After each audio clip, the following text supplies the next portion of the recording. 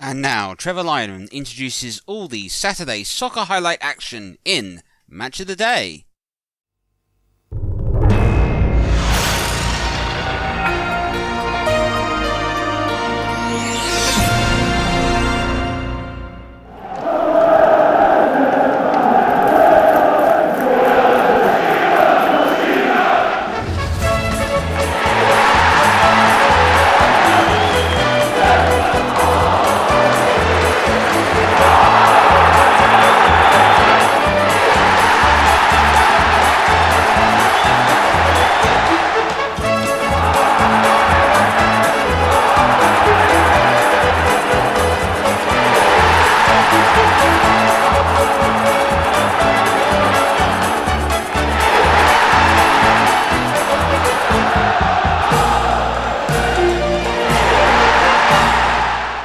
Good evening, welcome to Match of the Day. We're in the third week of the Premiership at the moment, and while you may have stayed behind for some Monday night football, Saturday nights where all the action's happening tonight. We've got a classic game for you over at St James's Park as Newcastle United met Sheffield United, who will come out as top of the two great entertainers. Now Ginola, they need a spark from somewhere. Can the Frenchman provide a little bit of je ne sais quoi? The ball played in, Ferdinand, good save from Pressman. It was the rivalry a couple of years ago in the Premiership.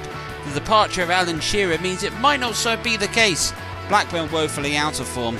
Manchester United just boiling to the surface. That's match two.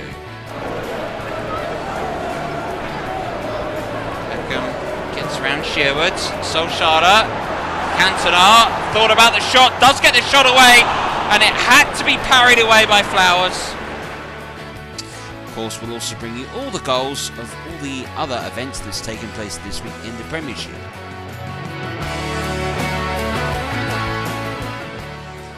Of course, Trevor will be with me this evening to discuss everything. But first of all, to St James's Park. After missing out on the league, well, you know, I don't need to tell you this, do I? Kevin Keegan's Newcastle United are known as the great entertainers, but so far this season, it's been Sheffield Wednesday that have been the better entertainers thus far. With a 100% record, could Sheffield Wednesday potentially continue marching on, or was it Newcastle United's day? Commentary for this one comes from Trev Motson. Well, Kevin Keegan's entertainers entertain Sheffield Wednesday here at St James's Park this afternoon. Well, let's look at that Newcastle side, 4-4-2 with Tino Asprey and Ginola on the flanks. Shearer and Ferdinand got the nod up front. Beardsley, the captain, will play alongside David Batty in midfield. He also makes his own debut as well. As for Sheffield Wednesday, of course, managed by David Plate, well, Guy Whittingham, corporal punishment they call him. Partners Andy Booth from Huddersfield up front. Watch out for Benito Carboni and Steve Nicol, the former Liverpool player. They all have steel and experience in that midfield area. Terrific atmosphere for St James's Park. Here's Booth for Sheffield Wednesday. 10 minutes played. The ball over towards Richie Blinker on the far side there.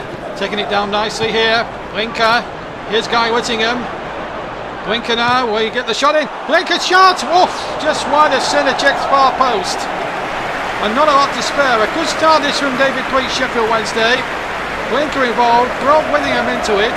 Then it came to Blinker again. Gets his shot off with his right foot and just wide of the target. Not a warning sign there for Newcastle.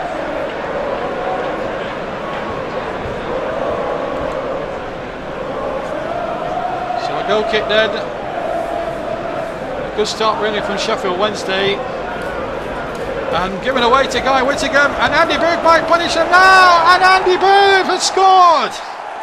The man they got from Huddersfield Town has put Sheffield Wednesday in the lead. Well, it's absolute silence by 2,000 Sheffield Wednesday fans who have come up from South Yorkshire, from the Steel City of Sheffield, and are celebrating like they've just won the lottery, because this was always going to be a tough fixture for them this afternoon when you look at the sides on paper. And it was Sinachek's kick out, a poor ball given straight to Guy Whittingham, and there's the shot from Booth. He just had no doubts at all hitting it first time. A real mistake there by the Newcastle defence. Whittaker laid Booth in, and Booth with a surefire right-footed shot. Sinacek never smelt it, and Sheffield Wednesday goes into the shock early lead. It's up to Newcastle now to really get themselves back on it. And here's Ginola trying to keep his composure together now as Newcastle come forward. David Batty scored in the Community Shield a couple of weeks back. Beresford.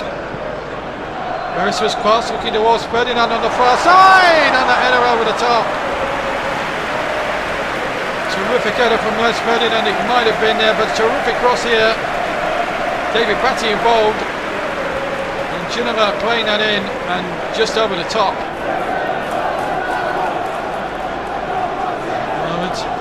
Often good for Sheffield Wednesday at the moment. Here's Mark Pembridge, the former Derby player, playing that in there, and Booth's in there, and that should have been 2-0, and it might have just been there, but the ball just cracked over the top of the bar. Sheffield Wednesday, look at this ball from Mark Pembridge, lovely ball there, and what a just save in fact from Pavel Sinacek from point-blank range. Still Sheffield Wednesday, good value for that lead, could have gone 2 up really. So really haven't turned up in terms of the entertainment. Maybe they'll start purring into like now. Batty, if he gets something going here, he finds Alan Shearer. Now Ginola, they need a spark from somewhere. Can the Frenchman provide a little bit of je ne sais quoi? The ball played in. Ferdinand, good save from Pressman. But that's the first time we've seen Newcastle really explode as an attacking force, and Ginola here showing a little bit of je ne sais quoi on this left-hand side there, played the ball in, and Ferdinand with a terrific downward header, and Pressman with a super save, turning it away for a corner. Brilliant piece of goalkeeping that, it really was. Newcastle throw, less than 10 minutes to half-time. Watson to Asprilla, Beardsley. Asprilla again. Never stopped him. He's had a good match so far, Mark Pembridge. I've really been impressed with him. Now the goal scorer, Booth. Now Blinker. Benito Carboni, the Italian. Blinker again. Carboni again. Stopped there by Batty, and now Ginola now up towards Shearer. Stefanovic got back. Here's Nicol. On to Carboni. Good football this from Sheffield Wednesday. Nicol again. Good running this by Nicol. And now Booth with a chance, and another good save from Sinacek. If it wasn't for him, Newcastle would have been buried out of sight by now, and Booth possibly and could and should really have had a hat-trick to add to the one he's already got, and this was a far more easier chance than the one he took. Going away. Former Tranmere player. Well then, Batty. Asprilla. Newcastle wants a poor touch really. Tino Asprilla, and he knows it. Newcastle just need to get right in the final third. They've got a couple of minutes to try and do something now. Here's Ginola. Uses Beresford now. He uses Ginola again. There's the cross in there. Ferdinand header! 1-1! That's the Newcastle we're all love to see. The great entertainers there, Beresford and Ginola linking well on that far side. And this time there was no chance for big Kevin Pressman in the Sheffield Wednesday goal. There's Miguel Ferdinand with the header. He makes it 1-1. And the two army feel good about themselves again now.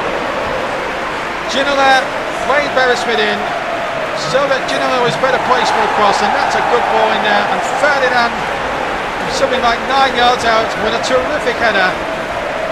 Just what Newcastle needed right on the stroke of half-time to get them right back in this game. And boy, have they got it. Now it's game on. So we've had a couple of minutes played in this second period, and still 1-1. Sheffield Wednesday will feel hard done by really that they've blown the lead right on the stroke of half-time. But here's Beardsley. Ginola in acres of space on this near side now. What can he do? Gets it into Beardsley. Stopped again by Sheffield Wednesday. This is Andy Booth. We've got the opening goal of the game. Mark Pembridge. To Nicol. Into Booth. Andy Booth again. Oh, what a sensational goal from Andy Booth. That's his second of the game, and Sheffield Wednesday are back in the lead. It's 2-1. No wonder they're singing with delight. He's having a day and a half, Andy Booth, the man they bought very cheaply from Huddersfield Town. When you compare his fee to what Newcastle paid for Alan Shearer and Les Ferdinand combined, the man that probably cost 4 times less than them, I've just upstaged him here, and he's got a brace here at St James's. Terrific effort beyond Cernacek, and no wonder Sheffield Wednesday are singing with delight. The 2-1 ahead. Well, Sheffield Wednesday now going to produce the shot maybe of match day 2 of this 96-97 Premier League season. So far they're on course to doing so, but Newcastle, you can't write them off. Asprilla to Ferdinand, Shearer waits in the middle. Here's a chance now for Newcastle, and Ferdinand tried to be greedy, and in the end he hits the side ending when Alan Shearer's possibly better place. I think the goalkeeper may have turned it into the side ending actually, but look at Shearer here, completely unmarked, and if he just laid the ball back, Shearer would have been in for something there, I'm absolutely sure. Real greediness there from Les Ferdinand.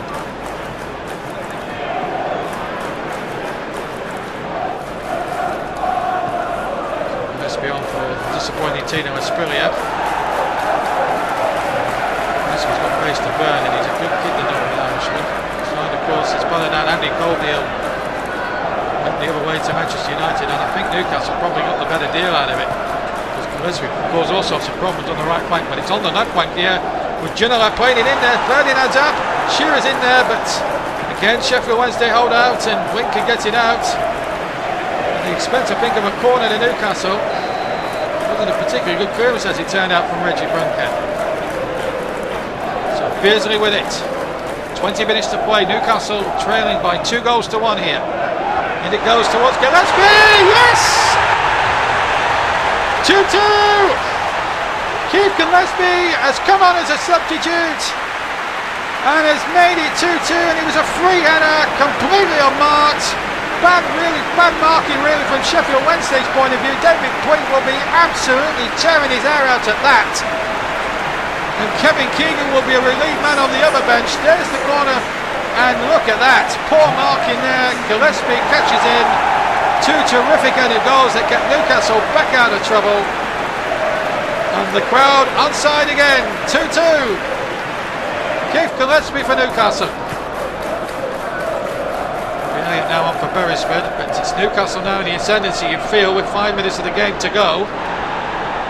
It's Sheffield Wednesday now looking to win it themselves and cause a real upset. Atherton. Here's Nico in space. We know what he was like in his Liverpool days. He could pick a pass just like that when given space, but it's Newcastle winning it. Who's gonna blink first and win this game? Guy Whittingham now. He can hit him. Whittingham, good save.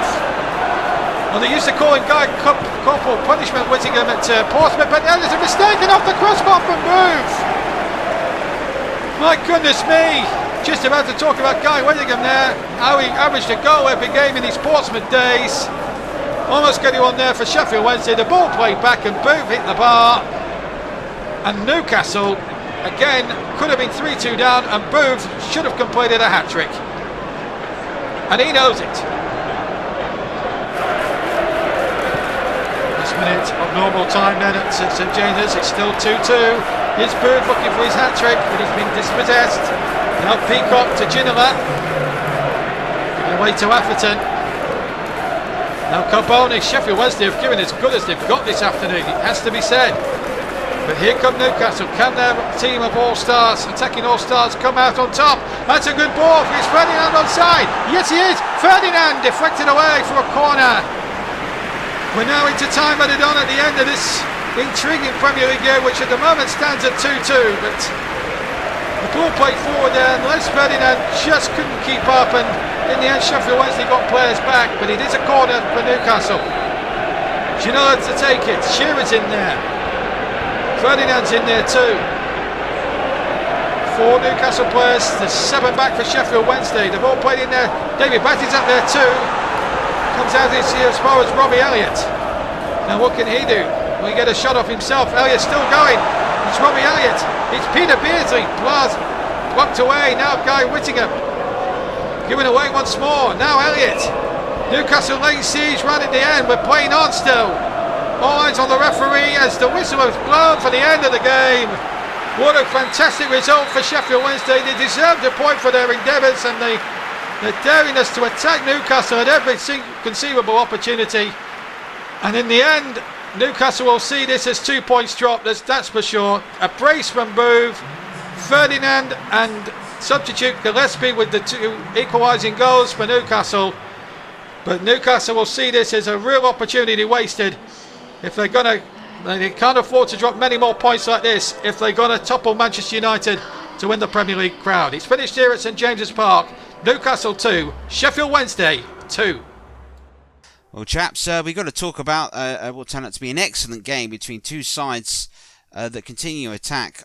What I want to know was who should have won that game, I suppose, looking back on it.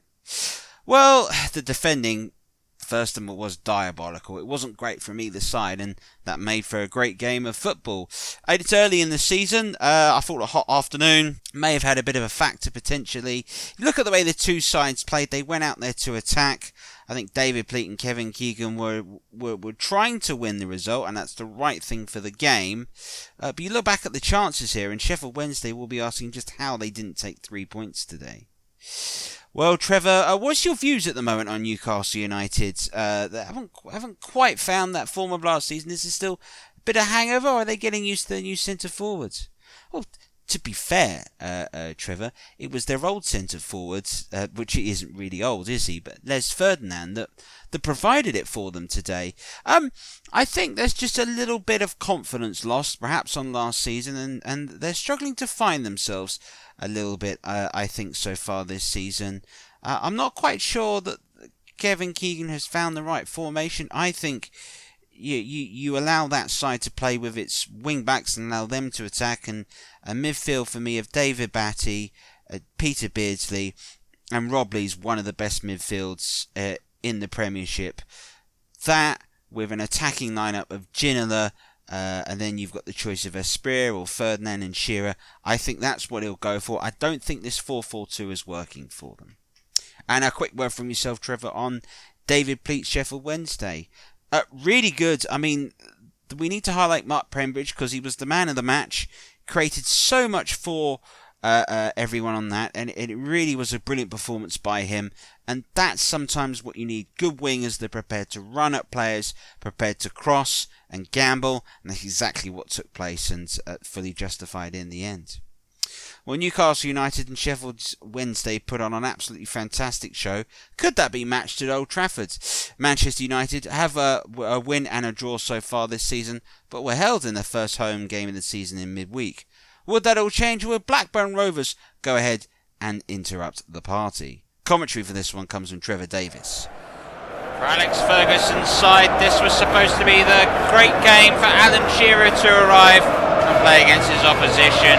It wasn't to be, and there was a spending spree that took place instead, but it was for European talent, some of those that excelled in the European Championships. One of those was Karol Waborski, and he makes his start day for Manchester United on that right wing, as does two fellow Norwegians, Ronny Jonsson in centre half, and Ole Gunnar Solskjaer, who impressed so much in the Charity Shield, partnering Eric Cantona. Other than that, Phil Neville comes in for Dennis Irwin at left back. Blackburn Rovers today, Kevin Gallagher is the preferred strike partner for Chris Sutton. Wilcox and McKinley will provide the width, with Tim Sherwood now partnered in central midfield. Baba Heenan, it's Colin Hendry and Henningberg who will have to stop Manchester United. Johnson again goes long, looking for Poborski. Two new Manchester United signings tried to get involved. Beckham. Wilcox did well. Sherwood. Baheenan gets there ahead of Giggs. Now McKinley's out wide. Gallagher's making a run into the box. Sutton's there already. Here's McKinley. Here's Sherwood. Keane and Sherwood. Oh, Roy Keane looked to have caught Tim Sherwood in the face. And a booking for the Manchester United midfielder. Oh, I want to have a look at this. Oh, he did grab him and pull him down. Chris Sutton is over this free kick. It is Sutton. Sherwood chips it back to Sutton. Oh, what a wonderful goal! Fantastic work from Blackburn Rovers.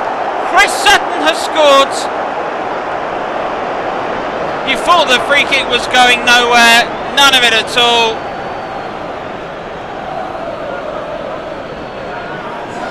And Manchester United and the Theatre of Dreams here are stunned. Look at this. Clears it back in. This looks straight out of the training pitch. What a wonderfully well worked free kick routine. Perhaps even called out the commentator. Lovely pass by Sherwood. Chris Sutton is there to get his second goal of the season. Blackburn lead at Old Trafford. Giggs has dispossessed him. Cantona for Manchester United. Little flick off to Solskjaer. Back to Cantona again. His pass has found Beckham, who looks for Cantona. Good defending, really good defending in the end.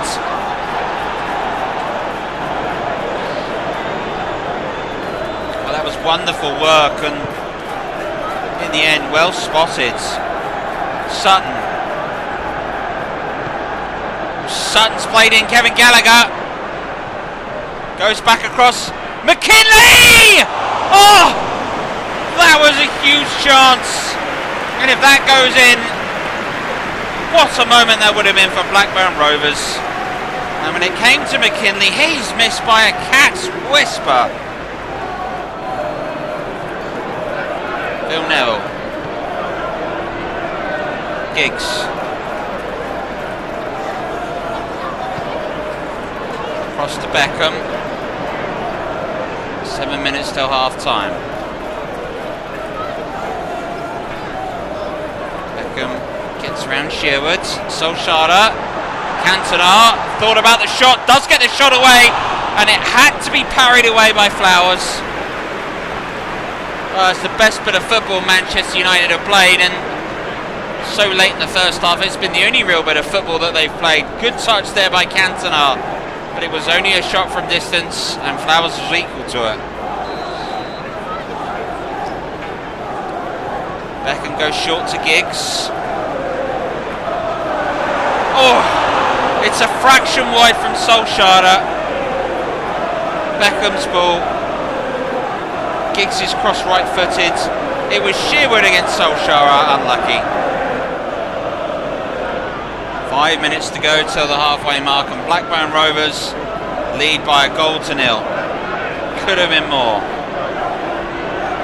McKinley agonisingly close to doing so. Here he is again. Up against Phil Neville. Does get a cross in. Oh, it's a great cross. It's Chris Sutton. It's a brilliant save by Schmeichel. And it had to be. Good work by McKinley to find the space. Got the better of Philip Neville here. There went the cross. Seems Manchester United's new central defenders having to get used to this. Philip Neville. Here is Giggs. Keane trying to find Giggs again. I just cleared away. Here's Neville. Jaworski. Jaworski again goes crossfield to Giggs. Manchester United seem to be looking to getting to him to change things around. Here's his Keane. Tries to go on. Hanningberg intercepts. Gallagher. Lovely ball. Can Sutton get goal side? I think he is. He's ahead of Johnson. Oh! Incredible work here. Kevin Gallagher, one of the balls of the season already. We're still in August. And Gallagher, perhaps, did he not back himself against Johnson? Pallister. Here's Cantona. Solskjaer's made a run. That's a lovely ball. Ole Gunnar Solskjaer! Oh, what a fantastic goal!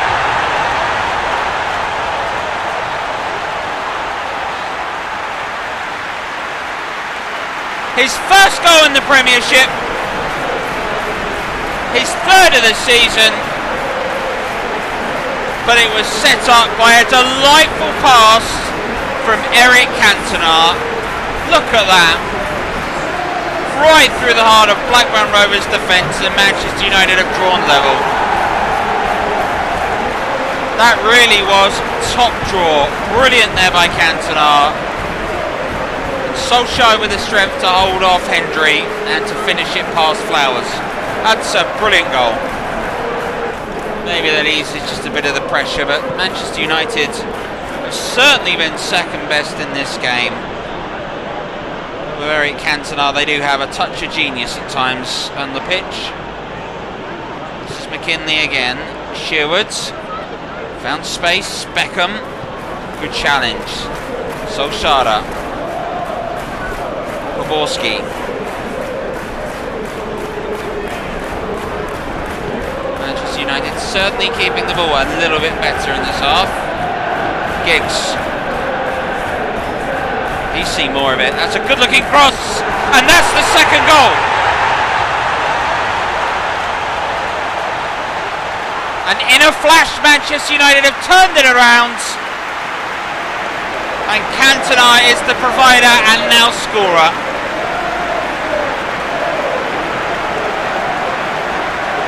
Well, nerves were starting to feel a little bit frayed.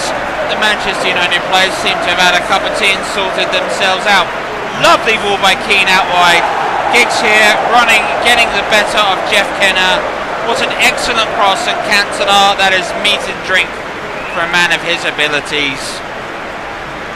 Giggs, such a good cross, inviting the attacking player.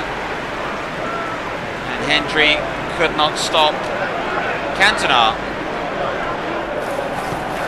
How the Blackburn Rovers respond. What about Billy McKinley's effort? That could be the one they look back on. Or Sutton's save.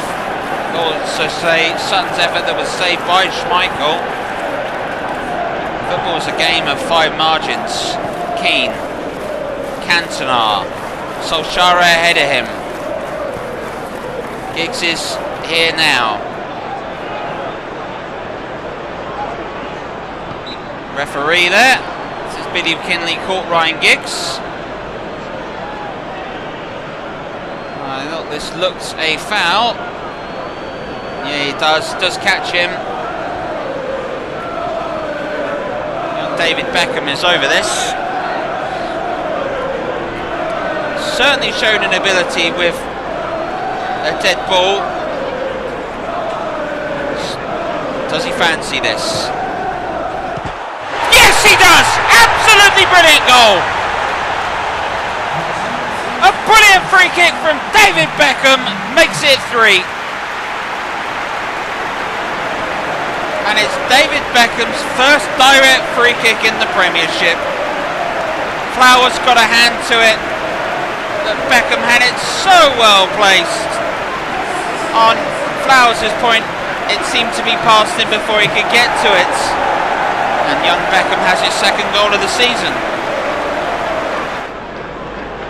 Sherwood intercepts. This is Gallagher. Sutton. Wilcox. Sutton makes his run forwards. Lasso pushing forward for Blackburn Rovers. Gary Neville should get that ahead of Wilcox, and does. And Schmeichel clears it, but just to Jeff Kenner. Henningberg. Here is Sherwood. It's a lovely ball. McKinley. His ball across. Oh, what a great save by Schmeichel. Had no time to react from Gallagher's effort, and Schmeichel diving in his feet. That's a fantastic save. Surprised everyone, but that's brilliant stuff from the Manchester United goalkeeper. 90 seconds of the 90 to go. BT goes out wide to McKinley. Bohinen. James Beattie. And it's a good bit of defending in the end. Cantona just tried to flick it through again. Sherwood's. Time added on for stoppages now. This is Bohinen. Giggs intercepts. Solskjaer to Giggs. Solskjaer again. Poborski. Oh, it's a lovely ball. Solskjaer's offside. Just went a smidge too early, but Manchester United have certainly exploited the pace that perhaps both Berg and Hendry lacked. And Karol Poborski will conclude his debut game with Manchester United with a lovely ovation as Paul Scholes comes on to replace him in time added on. It's been an accomplished Manchester United performance.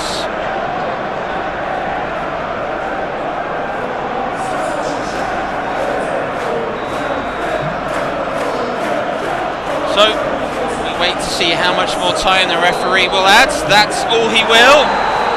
And Manchester United have come back. A devastating second half performance in which they really blew Blackburn Rovers away. They are 3-1 winners. And Cantona showed us just why he has been Manchester United's X-factor in recent times. Providing the spark that turned the game around. Blackburn Rovers had the better of it in the first half, but didn't take their chances. And it's that old adage in football, she can be a cruel mistress if you don't treat her right. Full time here, Manchester United 3, Blackburn Rovers 1. Well, chaps, turned out to be a magical 10 minutes of Manchester United that won them the game. But, well, Blackburn Rovers perhaps going to rue some missed chances. I think they definitely are. I think one of the real problems with Blackburn Rovers is they've lost their best centre forward. Chris Sutton's excellent, but he does need to team up with somebody. And Alan Shearer is a great anchor in that partnership. And I don't think Kevin Gallagher has done enough. And I think Chris Sutton... I also think last season Blackburn struggling as they did, I think knocked a bit of his belief. But you look at the big chances they had. Billy McKinley through, goes wide on Schmeichel. Chris Sutton has a chance. Schmeichel parries it away. Those are the two big moments in the game, because if Blackburn go in 2 up, different contest. I don't think Manchester United will come back. And then in the second half, whatever Alex Ferguson said to that side, they came out a completely different side. Well, what was the key to their success, Trevor, in the second half? What did Manchester United do differently? Well, from a tactical standpoint, they didn't really change the way they were playing. They kept with Giggs and Poborski out wide. Although I do think Poborski had a quiet game for his first up. What they did do is they pressed more. They pushed more. They tried to force the game more. And that's where it all comes from.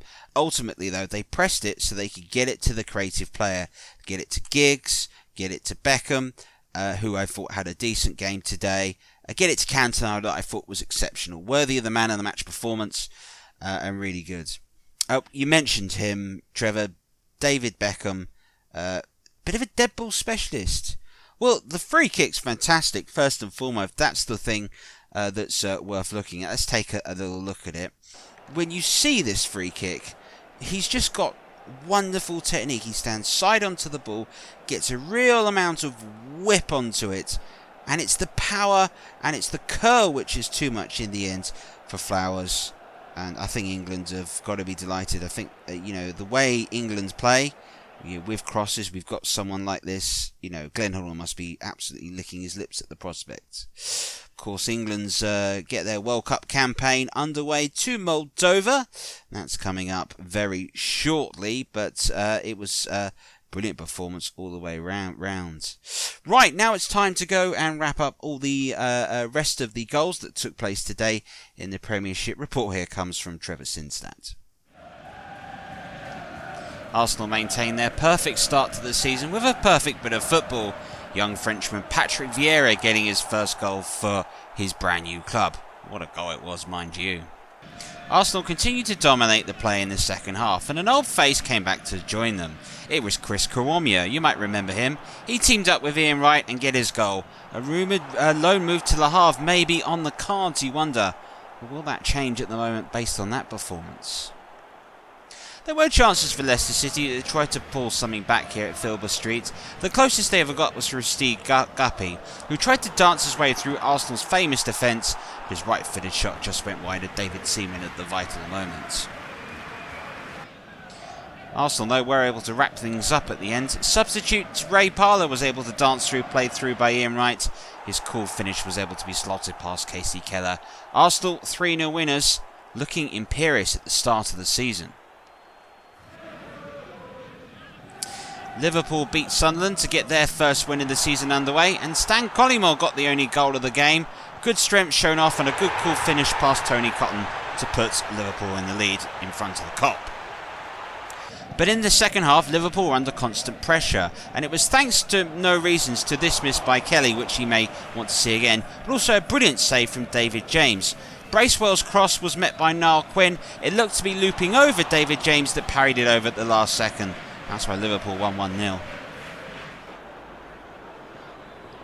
Aston Villa won to a really strange goal in the end of the time that settled things, especially when the shot came in after some poor defending, it has to be said.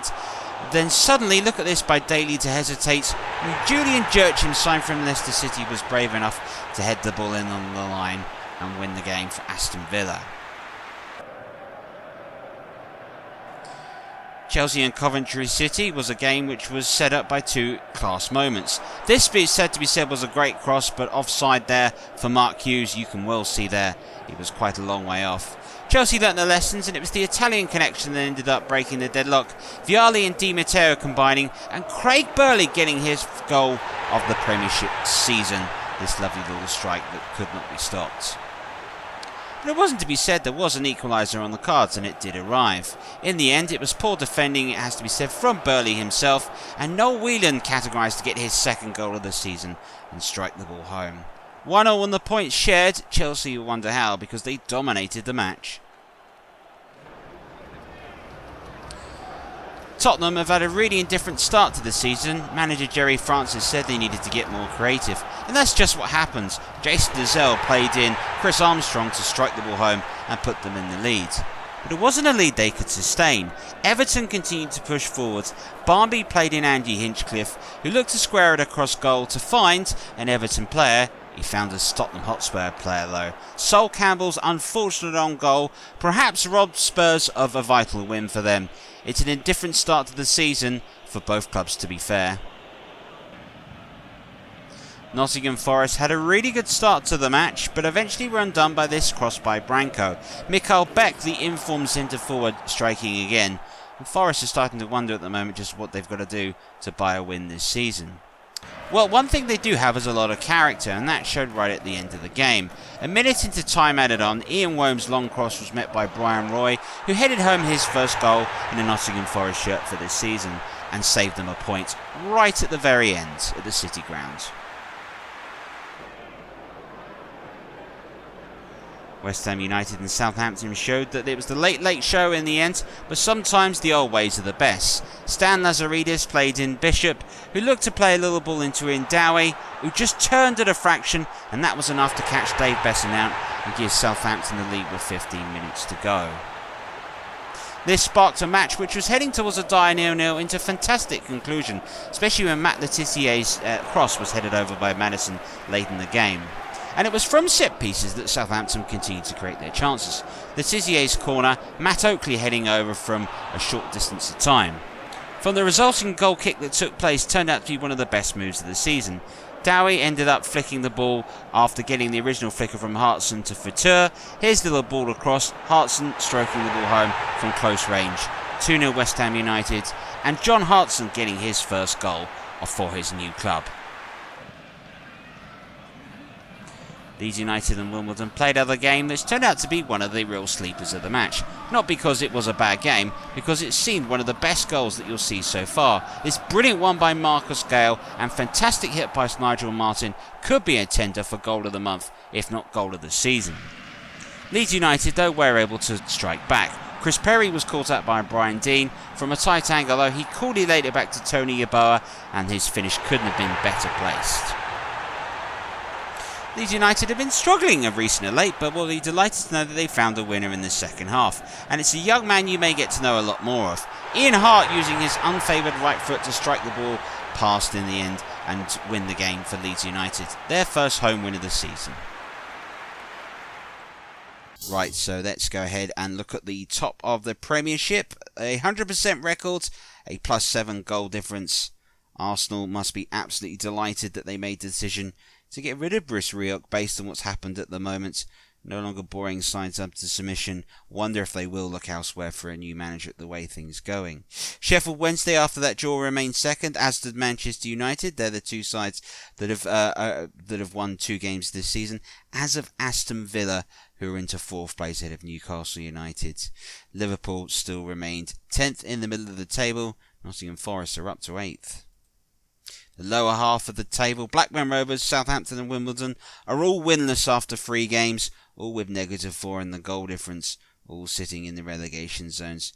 Coventry and Derby County and Everton and Middlesbrough are floating above them. You wonder if they'll be involved in that conversation. Leeds United, slightly uncomfortable, but we'll be delighted to get their first win of the season. For us, well, you can see us again with a special midweek episode of Match of the Day.